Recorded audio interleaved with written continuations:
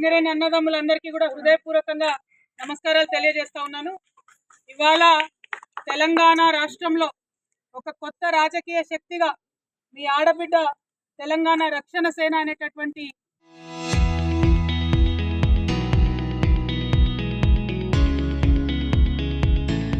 పార్టీని పెట్టి మరి సింగరేణి యావత్తు మా అన్నదమ్ముల ఆశీర్వాదం కావాలని, మిమ్మల్ని అందరినీ మీ సపోర్ట్ కావాలని, మీ మద్దతు కావాలని కోరడానికి ఇక్కడికి వచ్చిన కాశీపేట మైన్లో ఉన్నటువంటి అన్నదమ్ములందరికీ కూడా హృదయపూర్వకంగా నమస్కారాలు తెలియజేస్తా ఉన్నా. మీ అందరికీ మనది ఇప్పుడు కొత్త బంధం కాదు. తెలంగాణ ఉద్యమంలో కలిసి పనిచేసినాం, ప్రభుత్వం వచ్చిన తర్వాత కలిసి పనిచేసినాం. ఇప్పుడు నేను ఆపోజిషన్లో ఉంటే ఇప్పుడు కూడా కలిసి పనిచేయడానికే మీ దగ్గరికి రావడం జరిగింది. ప్రతి నిత్యం నేను ఎక్కడ ఉన్నా అన్నది పక్కన పెడితే సింగరేణి కార్మికుల మంచి కోసం అనునిత్యం మీ పక్కన ఉన్న విషయం మీకు తెలుసు. కాంగ్రెస్ గవర్నమెంట్ వచ్చినాక మొన్న 20 నెలలు కూడా కనీసం మెడికల్ బోర్డు పెట్టకపోతే నేను రియాజ్ అన్న పోయి హైదరాబాద్లో సింగరేణి భవన్ ముట్టడి చేస్తే చచ్చినట్టు అప్పుడు పెట్టేటటువంటి పరిస్థితి వచ్చింది.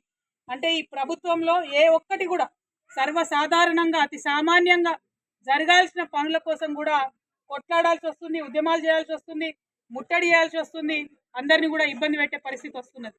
ఇవాళ సింగరేణి కార్మికులు నేను కోరేది ఒకటే, నిన్న మొన్న డిప్యూటీ సీఎం గారు, అంతకుముందు ముఖ్యమంత్రి గారు మా రియాజ్ అన్న చెప్పినట్టు క్లర్కులు, జనరల్ మేనేజర్లు ఇవ్వాల్సినటువంటి వినతి పత్రాలు ముఖ్యమంత్రులు, ఉప ముఖ్యమంత్రులు ఇస్తున్నారు.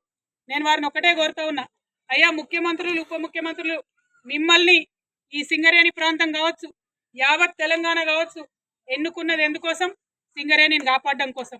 మీరు పెద్ద పెద్ద నాయకులు చేయాల్సిందేంది?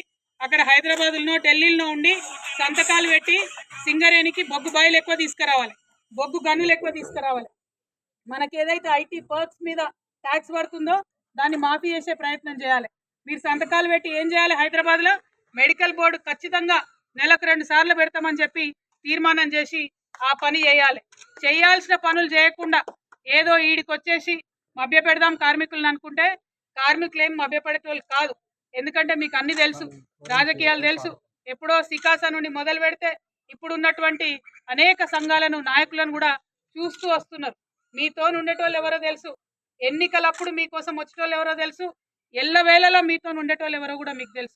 మిమ్మల్ని నేను కోరేది ఒకటే, ఒక ఆడబిడ్డగా సింగరేణికి ఉన్నటువంటి అనేకమైన హక్కుల కోసం నిరంతరం 1 by 1 పోరాటం చేస్తూ ఉన్నాం.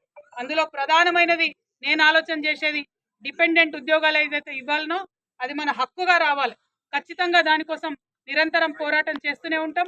దాన్ని కొనసాగించే విధంగా మా వంతు ప్రయత్నం చేస్తాం. ఓవరాల్గా బొగ్గు బ్లాకులు ఎక్కువ తెచ్చుకుంటే సింగరేణిలో దాదాపు 1,00,000 ఉద్యోగాలు ఇవ్వచ్చు. కానీ ఇలా జరుగుతున్నది ఏంది? కంప్లీట్గా ప్రైవేటైజేషన్ వైపోతున్నాం. అట్లా కాకుండా ఓపెన్ కాస్ట్ కొంత ఉన్న అండర్ గ్రౌండ్ మైన్లు ఓపెన్ చేయాలనేటటువంటిది మా సిద్ధాంతం, మా ఆలోచన. కొత్తగా టీఆర్ఎస్ పార్టీ రావచ్చు, కానీ నేనేం మీకు కొత్త కాదు. 20 ఏళ్ల నుంచి మీరు నన్ను చూస్తూనే ఉన్నారు. టీఆర్ఎస్ పార్టీ వచ్చిన తర్వాత హెచ్ఎంఎస్తోని మేము కలిసి ముందుకు పోతా ఉన్నాం. రేపటి నాడు సింగరేణిలో ఎన్నికలు వచ్చినా, లేకపోతే ఇతర ఏ కార్మిక సంఘాల ఎన్నికలు వచ్చినా టీఆర్ఎస్ మరియు హెచ్ఎంఎస్ సంయుక్తంగా కలిసి పోరాటం చేస్తుందని కూడా ఈ సందర్భంగా తెలియజేస్తా ఉన్నాం. మరి హెచ్ఎంఎస్ రియాజ్ అన్న గురించి మీకు తెలుసు, ఎక్కడ కూడా కాంప్రమైజ్ కాకుండా ఒంటరిగా ఉండి కొట్లాడుతున్నటువంటి వ్యక్తి. ఇవాళ అటువంటి నాన్ కాంప్రమైజింగ్ వ్యక్తి కాబట్టే జేబీసీసీలో, కేంద్రంలో ఉన్నటువంటి జేబీసీసీలో మెంబర్ కాబట్టి ఇవాళ టీఆర్ఎస్తో కలిసి పనిచేస్తూ ఉన్నాం. ఎందుకంటే ఇక్కడ లోకల్ సంఘాలు ఉంటాయి, కొన్ని లోకల్గా వస్తాయి అనుకుంటాం, కానీ మనకు లొల్లి ఎక్కువ మటుకు కోల్ ఇండియాతో ఉంటుంది, జేబీసీసీలో ఉంటుంది. అక్కడ మన హక్కులు కాపాడాల్సి ఉంటుంది. కాబట్టి హెచ్ఎంఎస్తోని టీఆర్ఎస్ జతగట్టిందంటే ఇవాళ సింగరేణి కార్మికుల కోసమే జతగట్టినామనే విషయాన్ని మీకు తెలియజేస్తా ఉన్నా. మీకు ఒక చిన్న విషయం చెప్పాలి. మన సీఎంలను, డిప్యూటీ సీఎంలను చూస్తుంటే ఒక కథ గుర్తొస్తుంది నాకు. ఒక పెద్ద మనిషి ఉన్నాడట, ఆయన దగ్గర ఒక కుక్క ఉన్నదట, ఒక గాడిద ఉన్నదట. రాత్రిపూట ఎవరో బయట వచ్చాడినట్టు అనిపిస్తే కుక్కనేమో సైలెంట్ ఉందట, గాడిదనేమో గట్టి గట్టి కొరిందట. గట్టి గట్టిగా గాడిద దూరంగానే ఆయన బయటకు వచ్చి పెద్ద మనిషి ఏం చేసిండు, రాత్రిపూట నా నిద్ర డిస్టర్బ్ చేస్తున్నావు అని గాడిదని బాగా కొట్టినట్టు. గాడిది పాపం నొచ్చుకుంటా నొప్పులతోని కుక్కతో అన్నదట, ఏందమ్మా నువ్వు మరుగుతానేమో ఏమన్నాడు, వచ్చి మెచ్చుకుంటాడు, ఒక బిస్కెట్ ఇచ్చిపోతాడు, నేను అల్లరి చేసి దొంగోడు వచ్చిండని నేను చెప్తామంటే నన్నిట్లా కొట్టిండేంది యజమాని అని అంటే కుక్క ఒకటే మాట అన్నదట, నీ పని నువ్వు చేయాలి, నా పని నేను చేయాలి, గాడిద పని గాడిద చేయాలి, కుక్క పని కుక్క చేయాలన్నదట. ఇవాళ పరిస్థితి ఎట్లయిపోయింది? అక్కడ కూర్చొని పాలసీలు చేయాల్సినటువంటి ముఖ్యమంత్రి, డిప్యూటీ సీఎం ఇక్కడికి వచ్చి కార్మికులను మధ్య పెడుతూ మీకు చిన్న చిన్న వినతి పత్రాలు ఇచ్చిపోతున్నారు. అదా చేయాల్సింది.